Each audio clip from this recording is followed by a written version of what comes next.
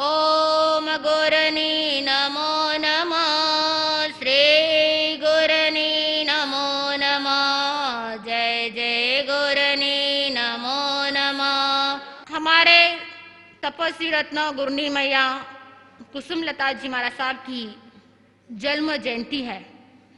देखिए, भारतीय संस्कृति के अंदर पर्व अनेक आते हैं और पर्व हम उल्लास के साथ मनाते हैं। अभी 2 दिन पहले हमने दीपावली और मनाई गई, नया वर्ष मनाया गया। अब क्या आ गया? भाई बीज आ गई। कहते हैं भाई और बहन ये दोनों रिश्ता क्या है? पवित्र रिश्ता है।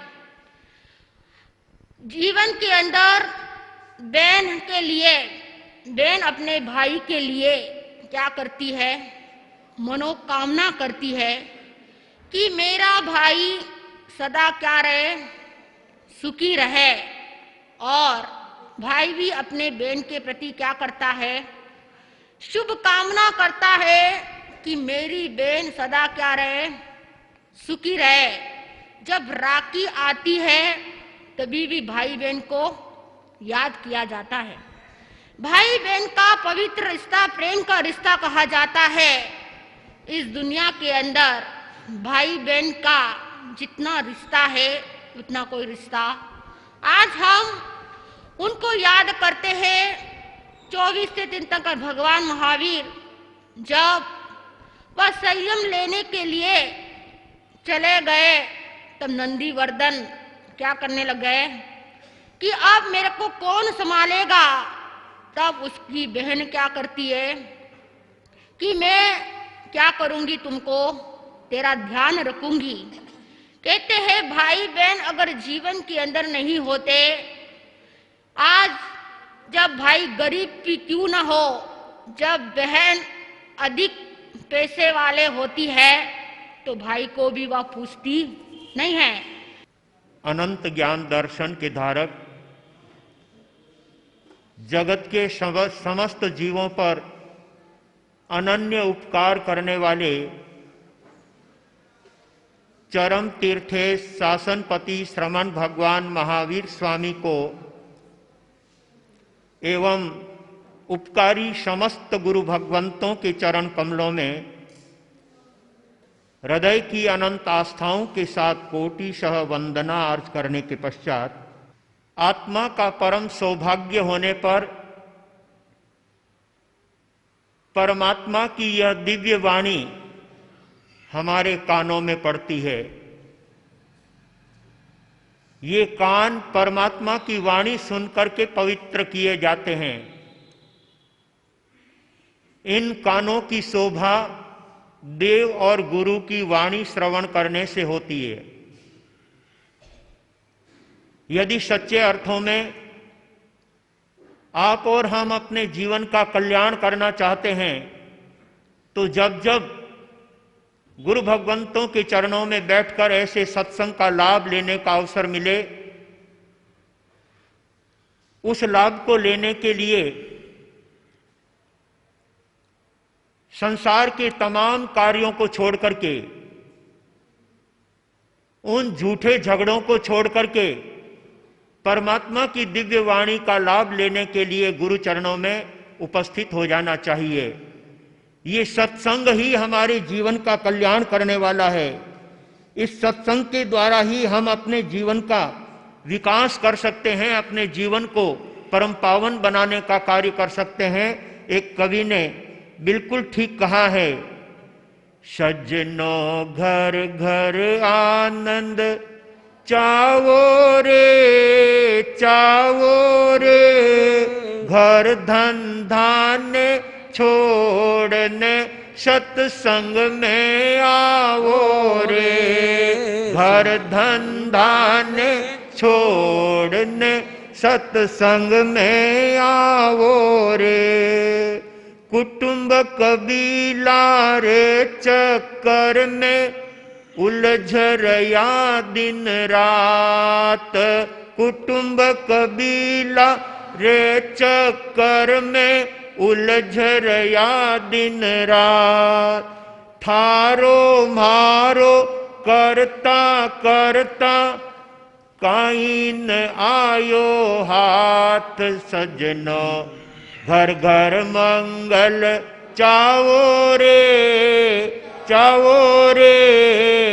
घर धंधा ने छोड़ने सत्संग में आओ रे। घर धंधा ने छोड़ने स्थानक में आओ रे। धन जो बन को नहीं भरोसो, पल में छेह दिखावे। तन धन को यो नहीं भरोसो, पल में छेह दिखावे। सोचो समझो हिया मायने, जीव अकेलो जावे सजनो। घर घर आनंद चावो रे चावो रे। घर धंधा ने छोड़ने स्थानक में आओ रे। घर धंधा ने छोड़ने स्थानक में आओ रे। कवि ने बहुत सुंदर बात समझाते हुए हमें सत्संग का लाभ लेने की सुंदर प्रेरणा प्रदान की है। जो ऐसे उत्तम सत्संग का लाभ लेकर गुरु चरणों में बैठकर परमात्मा की दिव्य वाणी श्रवण करके अपने जीवन को जो सद्गुणों से सजाता है, अपने जीवन को उत्तम गुणों से भावित करने का कार्य करता है, वो अपने जीवन को आगामी जन्म में भी आनंदमय बना लेने वाला होता है। सत्संग करने वाले का जीवन इस लोक में भी सुखी बनता है और आगे परलोक के अंदर भी जहां जाए उसके लिए सुख के स्थान तैयार रहते हैं। इसलिए अपना भविष्य अच्छा बनाने के लिए हमें अपने वर्तमान को अच्छा बनाने की आवश्यकता है, क्योंकि जैसा व्यक्ति का वर्तमान होगा वैसे ही व्यक्ति के भविष्य का निर्माण होगा। इसलिए ज्ञानी कहते हैं भूतकाल सपना, जो समय बीत गया वो तो सपना है। जैसे हम नींद में सपने देखते हैं वो सपने सपने ही हुआ करते हैं। इसलिए कहा है भूतकाल सपना और भविष्य काल कल्पना। आने वाला जो समय है उसके लिए व्यक्ति केवल कोरी कल्पना कर सकता है, लेकिन ज्ञानी कहते हैं वर्तमान अपना। ये जो वर्तमान समय है वो अपना है और उस वर्तमान को हम कैसे जी रहे हैं, वर्तमान को हमने कैसे सुंदर कार्य संपादित करने के कार्य किए हैं, बस उसी से हमारे भविष्य का निर्माण होता है। केवल कल्पना की उड़ानों से कुछ नहीं होगा, हमें अपने वर्तमान को अच्छा बनाना है, हमारे इस मिले हुए समय को सार्थक करना है। जो इस समय को सार्थक कर लेते हैं सच्चे अर्थों में वो अपने जीवन को धन्य बना लिया करते हैं। जिस परिवार का, जिस क्षेत्र का, जिस गांव का पुण्योदय होता है वहां पर संतों का पदार्पण होता है, वहां पर गुरु भगवंतों का आगमन होता है, जिनके चरणों में बैठकर गांववासी संतों के वाणी का लाभ लेकर अपने जीवन को भी परमात्म भक्ति में जोड़ करके इस मानव जीवन के एक एक क्षण को पावन बनाने का प्रयास करता है। बात अपने यहां पर तत्व चिंतक श्री सागर मुनि जी महाराज साहब भाई बीज की कर रहे थे। सचमुच में भारतीय संस्कृति के अंदर कोई दिन ऐसा नहीं है जिस दिन पर्व न हो। हर दिन किसी न किसी पर्व को लेकर के आता है। हर दिन हमारे सामने ऐसे ऐसे कार्य लेकर के उपस्थित होता है जो हमारे जीवन में बहुत बड़ी प्रेरणा प्रदान करता है। पावापुरी की घटना है जहां पर परमात्मा महावीर अपने अंतिम समय में अपने पिछले जीवन में जनता के सामने बैठकर निरंतर 2 दिन और 2 रात तक उन्होंने प्रवचन फरमाया और प्रवचन के अंदर केवल उन्होंने आत्म कल्याण की बात की, केवल आत्मा की चर्चा की। हम दूसरे कितने ही कार्यों को समझ लें, कितनी ही चीजें जान लें, कितना ही ज्ञान कर लें, लेकिन जब तक आत्मा का ज्ञान नहीं होगा तब तक हमारा भविष्य अंधकारमय है। अपने भविष्य को अच्छा बनाने के लिए आत्मज्ञान की आवश्यकता है।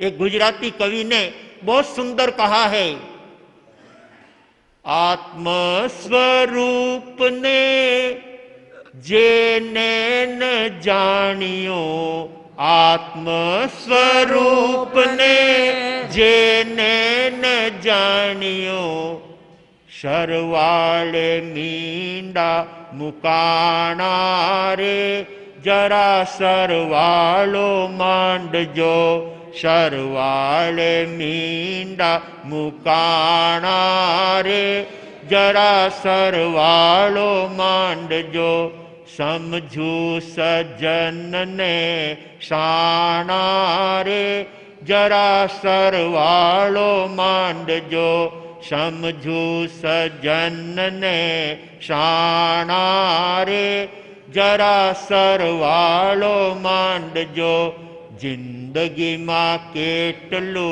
कमाना रे, जरा सरवालो मांड जो, जिंदगी मां केटलू कमाना रे, जरा सरवालो मांड जो।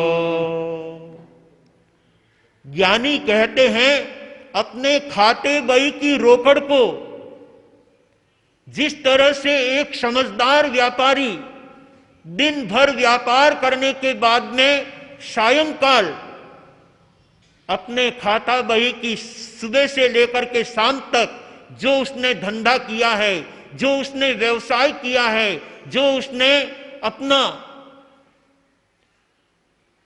व्यवसाय के क्षेत्र में पूरे दिन भर में जो कार्य किया है उसका लेखा जोखा शाम के समय में मिलाता है।